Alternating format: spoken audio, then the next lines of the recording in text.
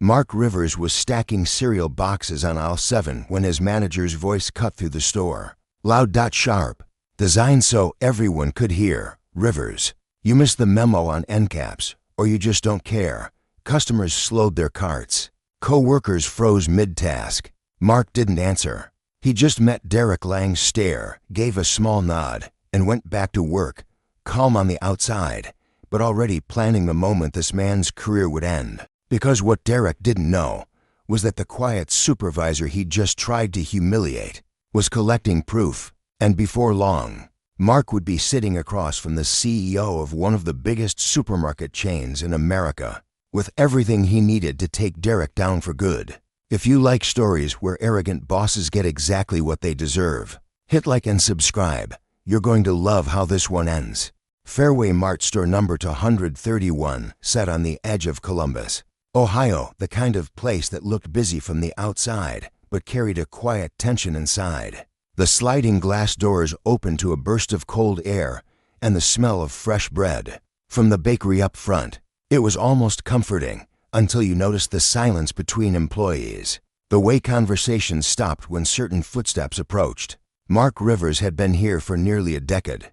At 38, he was known for his steady hands and steady temper. He could run the grocery section blindfolded, knew every shelf by heart, could tell you the exact pallet a missing product sat on in the back. For years, he kept the chaos contained, making sure his team could get through their shifts without corporate's endless cost-cutting experiments crushing morale. Then Derek Lang arrived. Derek wasn't loud because he didn't know better. He was loud because it worked for him. He'd been in the store less than a month before the tone shifted. Schedules posted late, hours cut with no explanation, overtime mysteriously forgotten in payroll. And when employees tried to speak up, they learned quickly, push back, and you'd find yourself with 2 days on the schedule next week. Mark watched good people leave. Alyssa, a cashier with 2 jobs, started looking for a third just to keep up.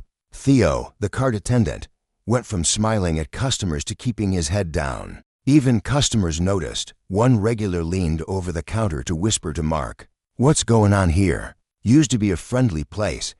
What bothered Mark most wasn't just the bullying, it was the control. Derek knew everyone needed their hours. He knew the single parents, the college kids paying tuition, the older employees holding onto their health insurance, and he used that. Every interaction was a reminder, I can make this harder for you. Mark had kept his distance at first, trying to work around Derek's mood swings. But the signs were adding up. One Thursday morning, Mark arrived early to check deliveries. The manifest said 20 cases of baby formula had come in overnight. The receiving area had 15.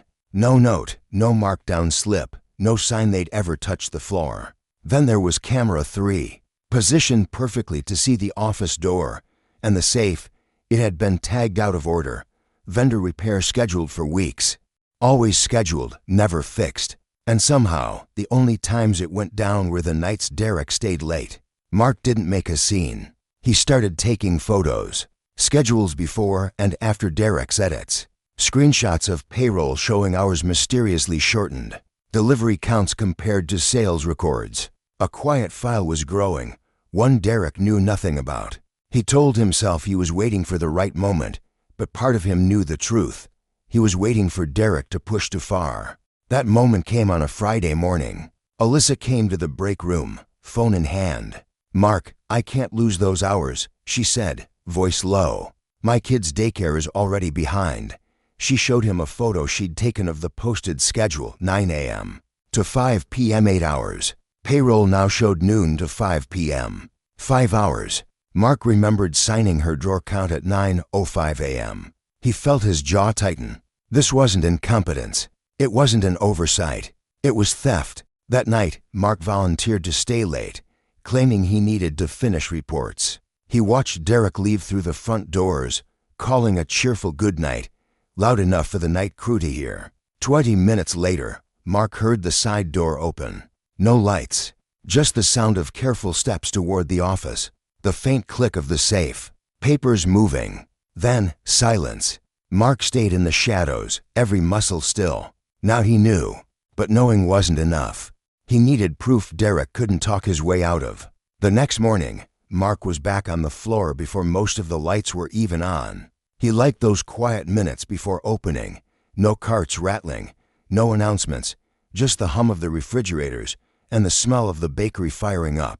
But that morning, the quiet didn't feel peaceful. It felt heavy. He kept thinking about Alyssa, a single mother, barely keeping ahead of bills, now losing 3 hours of pay in a week when she was already stretched thin.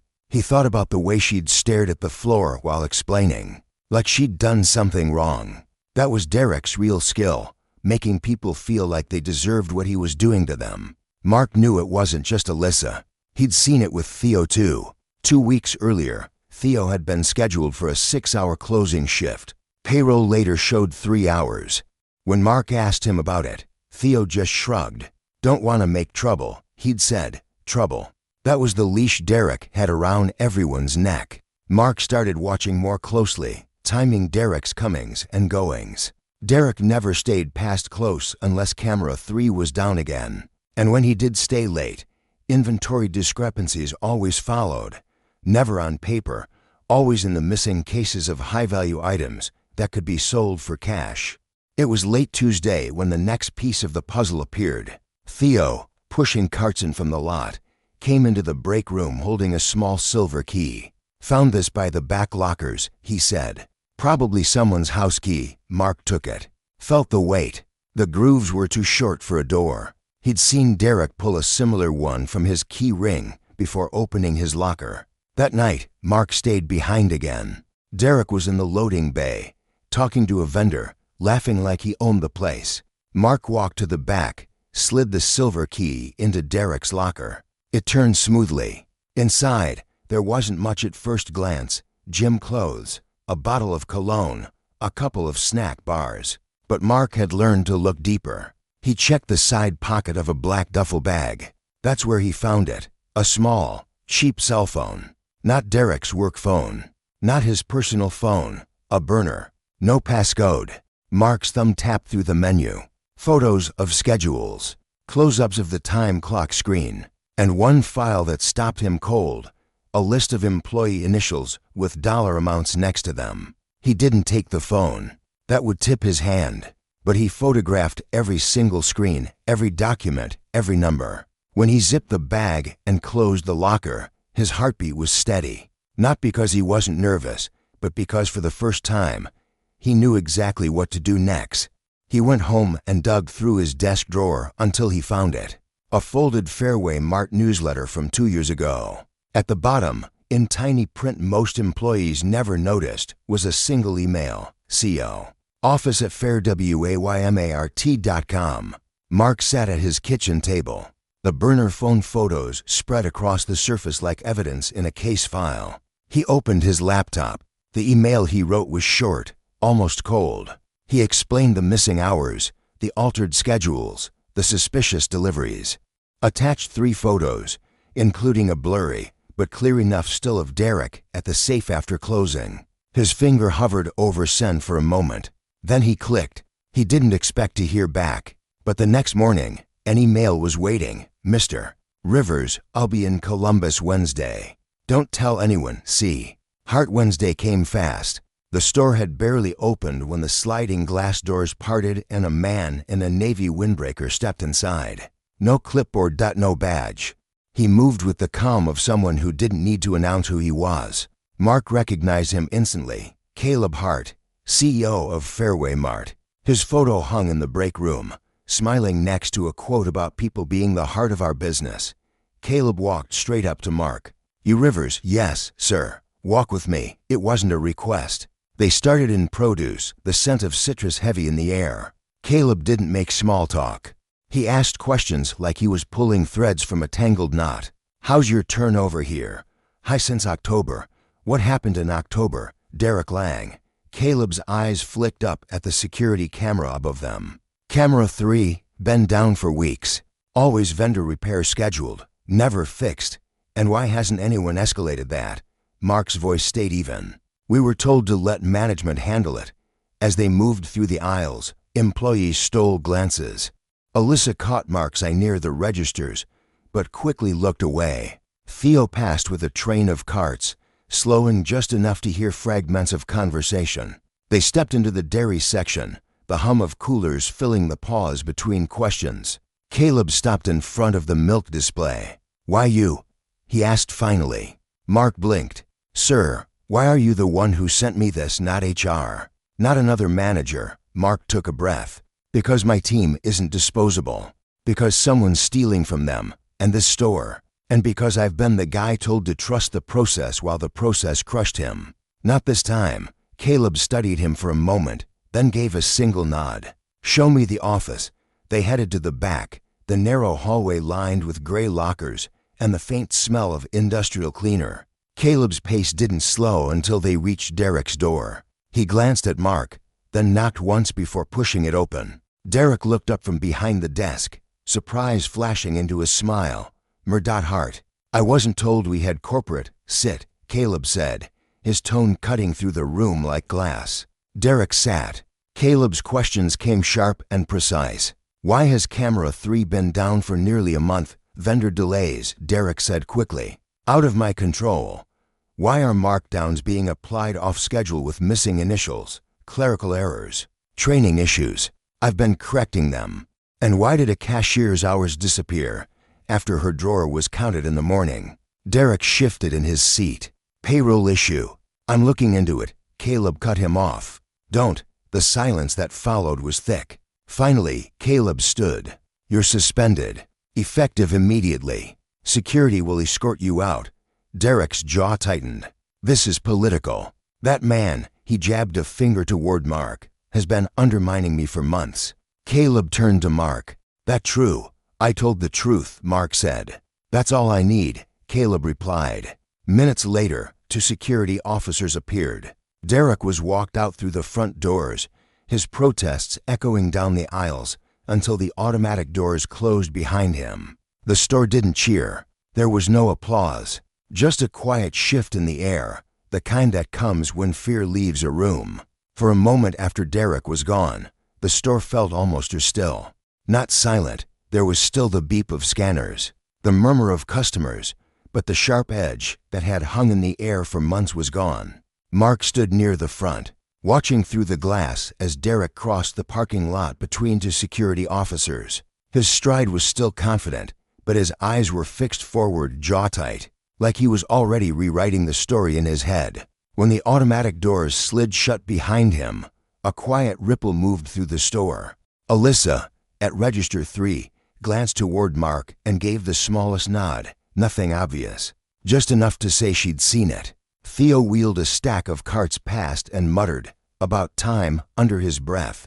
But most people didn't say anything, not yet. After months of being careful, words didn't come easy. Mark headed to the back, through the break room where 3 stockers sat with unopened lunches.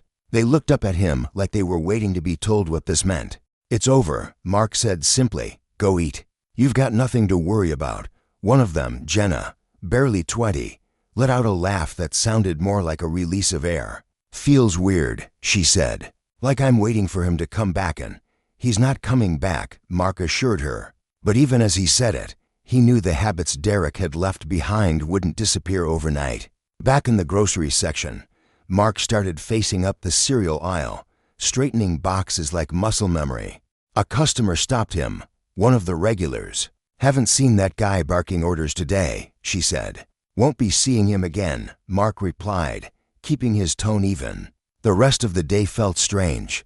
People moved a little slower, not from laziness, but from unfamiliar freedom. Conversations started to stretch again, short jokes between cashiers, quick check-ins between departments. It was as if the store was trying to remember what normal felt like. In the late afternoon, Caleb Hart appeared again, no longer blending in as a customer. He walked the floor with his hands behind his back, watching, listening. When he caught Mark's eye, he motioned toward the back. They met in the office, Derek's old office now. The desk was the same, but without Derek behind it. The room felt bigger. "You handled yourself well today," Caleb said, taking a seat. "I just did my job," Mark replied. "Not everyone would define their job that way," Caleb said, a faint smile in his voice. Then his expression turned serious. "This place needs stability. I can bring in an interim from another store, but it's not the same as someone who knows the people, the problems, the culture. Mark didn't say anything yet. He could feel where this was going.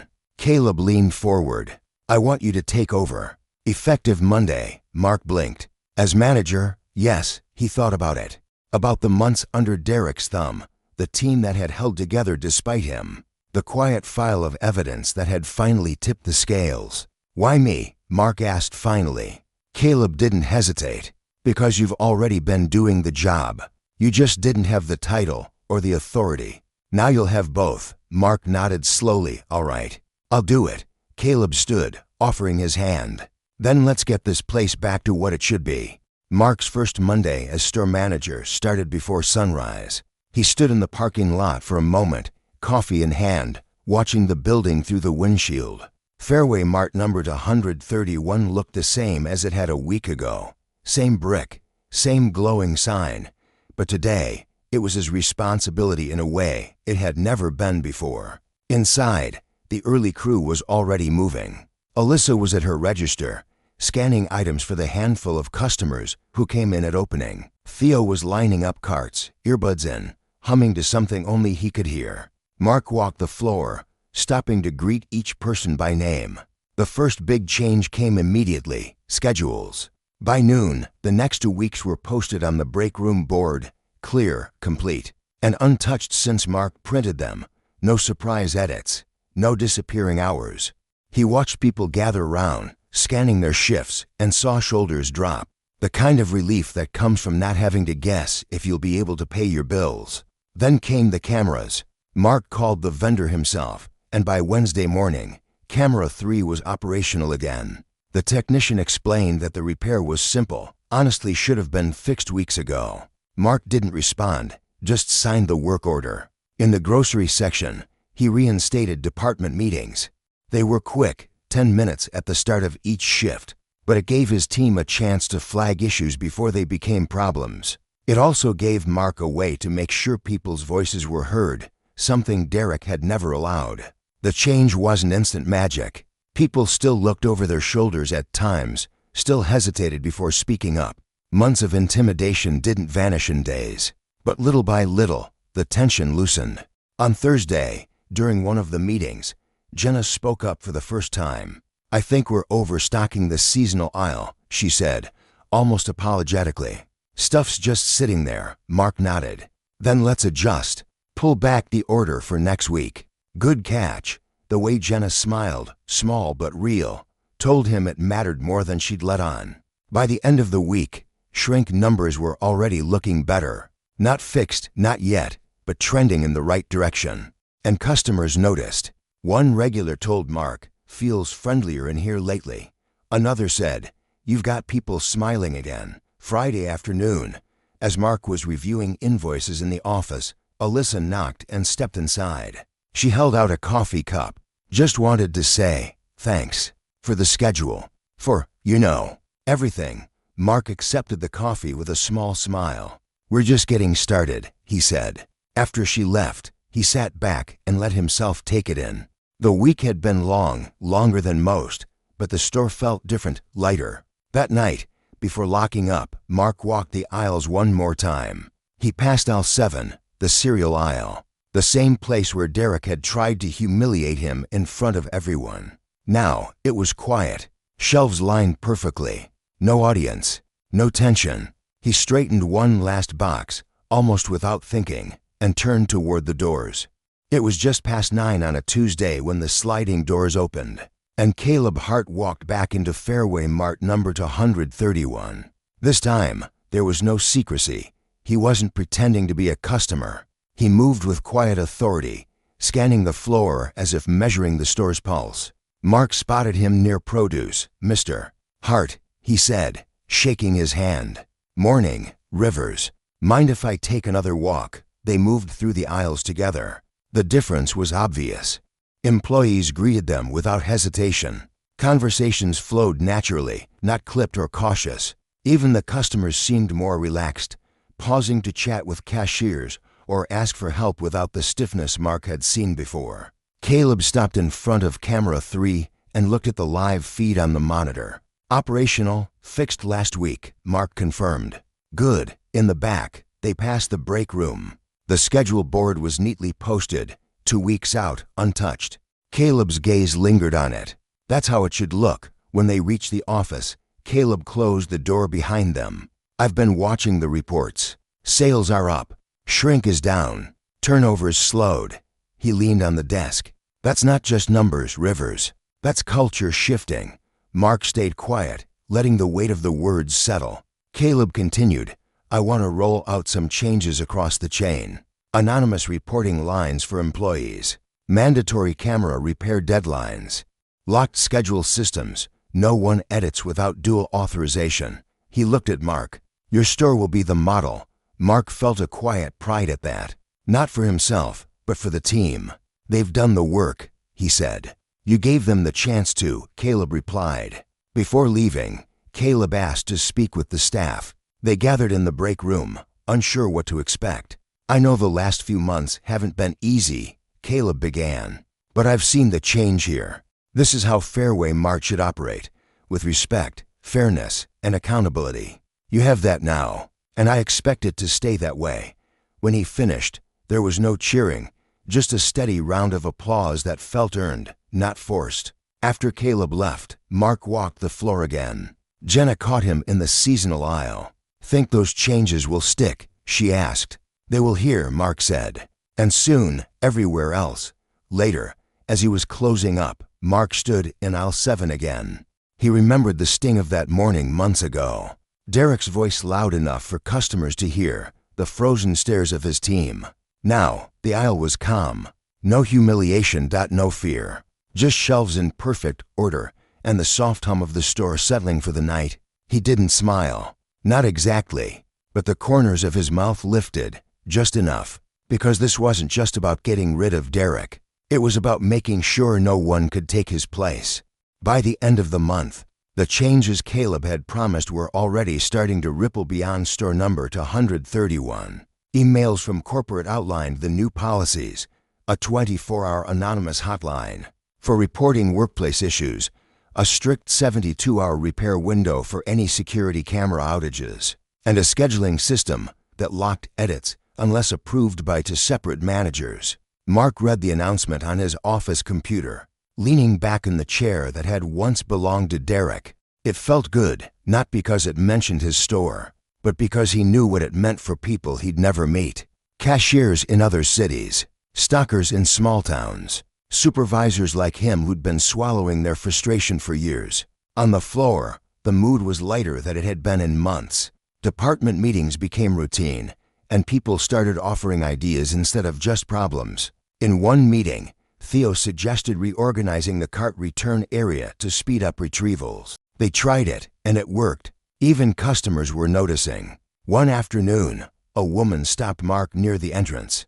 I don't know what happened, she said, but everyone seems happier here. It's nice. Mark didn't go into details. He just said, we've made a few changes. There were still challenges, deliveries arriving late, occasional disagreements between departments, but they were problems they could solve together. And that, Mark realized, was the real difference. Midway through the month, he got a call from an assistant manager at another Fairway Mart 2 states over. I heard what happened in Columbus, the man said. Wish we had someone like you here. Mark paused, choosing his words carefully. You've got the same tools now. The policies are in place. Use them. Don't wait for permission to do the right thing. At home, the changes were noticeable too. Mark wasn't coming home with the same weight in his shoulders. He had energy to cook, to call his sister, to sit on the porch at night and just breathe. One evening, Alyssa stopped by his office before clocking out. She was smiling, something he hadn't seen from her in a long time. Daycare's caught up, she said, and I picked up a Saturday shift by choice this time, not because I was desperate. That's good to hear, Mark said. It's more than good. It's different. Thanks for making it different. He didn't say much after that, just nodded. Some things didn't need a big speech. That night, as he was locking up, Mark passed aisle 7 again, the same spot where this all started. He stopped for a moment, remembering that first spark, the quiet nod to Derek, the decision to start keeping track. The store hummed around him, steady and alive. Shelves full, staff confident, no one looking over their shoulder. It wasn't just his store anymore. It was a better store. And for the first time in a long time, Mark knew it would stay that way. It was a Thursday evening when the test came. The dinner rush was in full swing, registers busy, customers weaving through aisles with carts half full, the bakery selling out of fresh rolls. Mark was in the office finishing an order when Jenna burst in, out of breath. "There's a guy at self-checkout trying to walk out with a cart full of electronics," she said. Mark stood immediately. Theft was nothing new, but this wasn't the kind of situation you handled lightly. He followed Jenna to the front, scanning the floor as they moved. Near the exit, a man in his 20s was scanning low-priced items, gum, bottled water, while the bottom of his cart held 3 boxes of high-end headphones, still sealed. He avoided eye contact with the attendant and had his hand resting on the cart's handle like he was ready to bolt. Theo was nearby, tensing like he wanted to step in, but wasn't sure if he should. The attendant, new and nervous, kept glancing toward Mark. Mark approached calmly, positioning himself just behind the man's cart. "Evening," he said in a steady voice. "Need help with those?" He nodded toward the electronics. The man froze. I already scanned them." Mark tilted his head slightly. "Let's double check." "Happens more than you'd think." Within seconds, the truth was clear. None of the electronics had been scanned. The man's face tightened. "Look, I'm in a hurry, I understand," Mark interrupted, still calm. "But we need to clear this up before you leave. Let's step over to the service desk." The man's eyes darted toward the doors. For a moment, Mark thought he'd run. But then he sighed, muttered something under his breath, and followed. At the desk, Mark called for security, keeping his tone even and professional. The man was escorted out without a scene. The merchandise returned to inventory. When it was over, Theo came up to him. "How'd you stay so calm?" "I thought he was gonna take off," Mark shrugged. "If I panic, everyone else panics. If I stay calm, we can think." It wasn't just about catching a thief. It was about showing his team that leadership didn't mean yelling or intimidation. It meant control, even when things could spiral. Later that night, as the store quieted after closing, Alyssa stopped by the office. "We all saw how you handled that," she said. "Derek would have turned it into a circus. That's not how we do things anymore," Mark replied. He thought about it on the drive home. How one situation, even a small one, could either reinforce the new culture or tear it apart.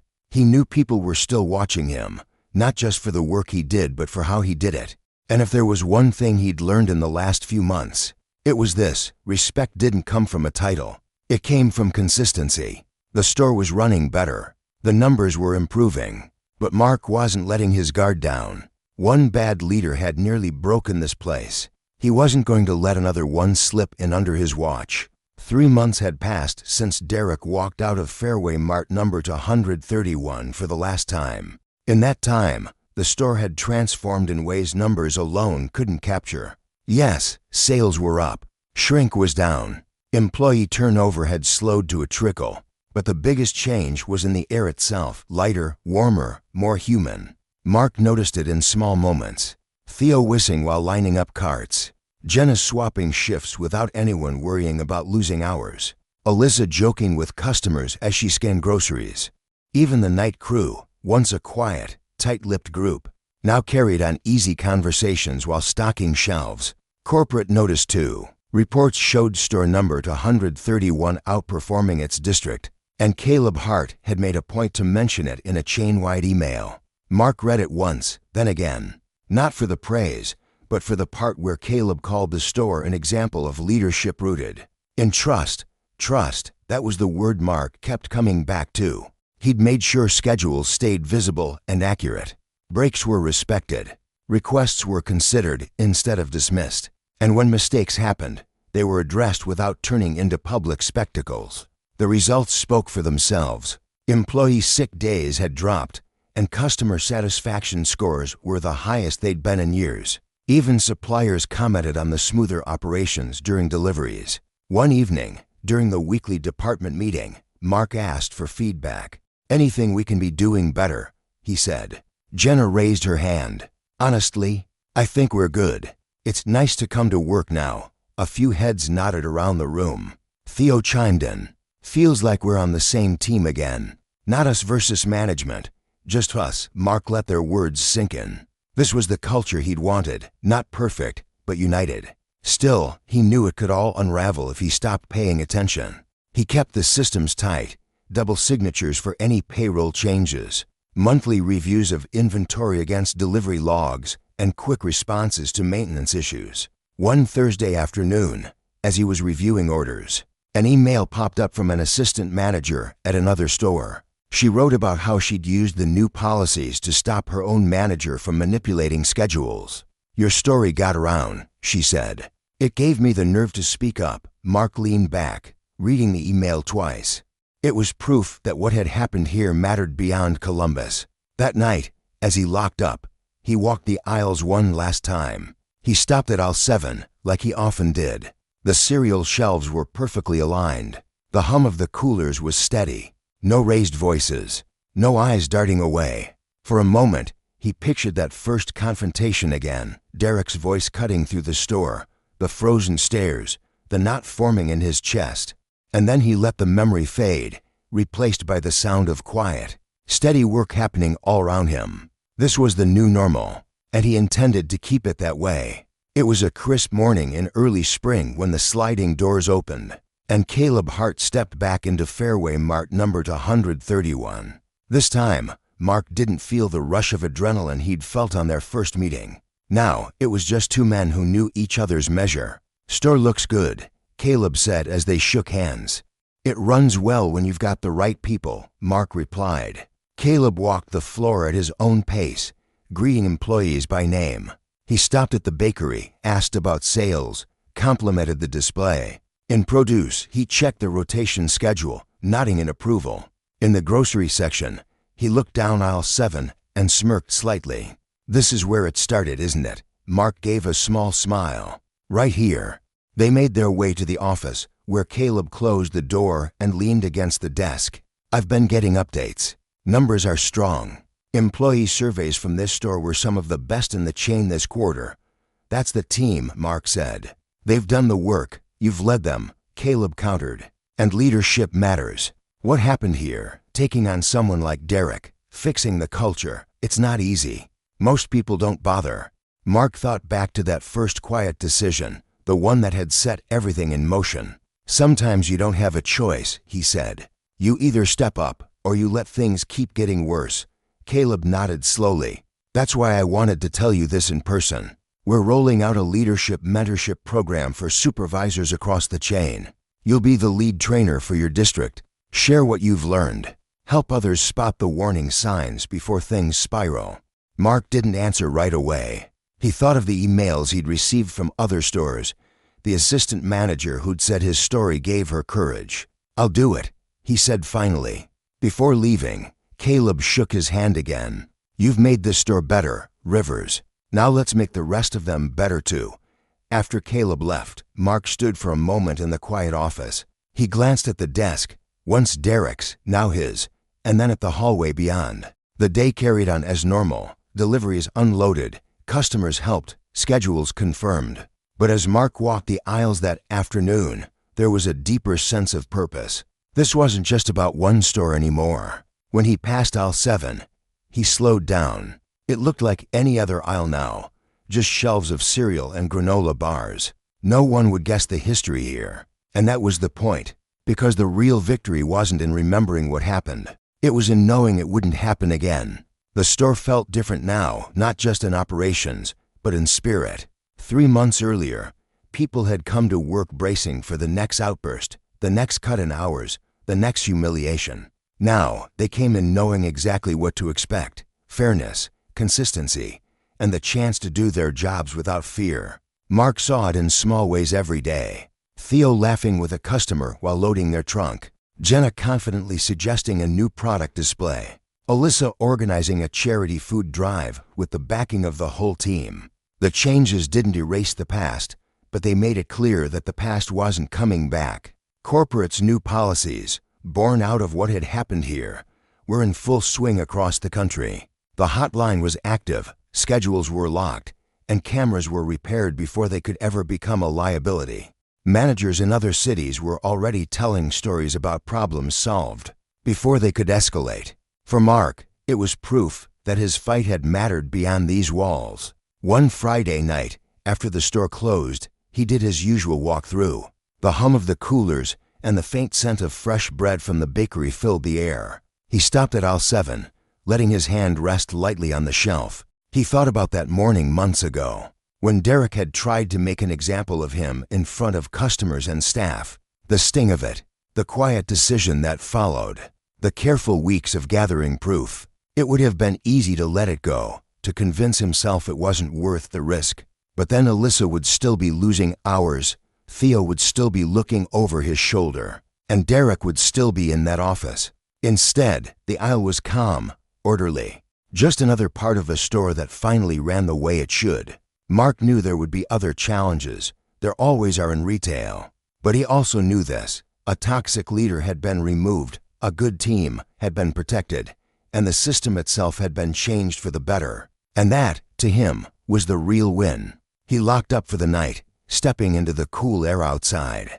The sign for Fairway Mart glowed above the doors, steady against the dark sky. The store wasn't perfect, but it was his. And as long as he was here, it would stay the kind of place people were proud to work in. If you've been with me from the start of this story, tell me, do you think Derek got what he deserved, or should the consequences have been harsher?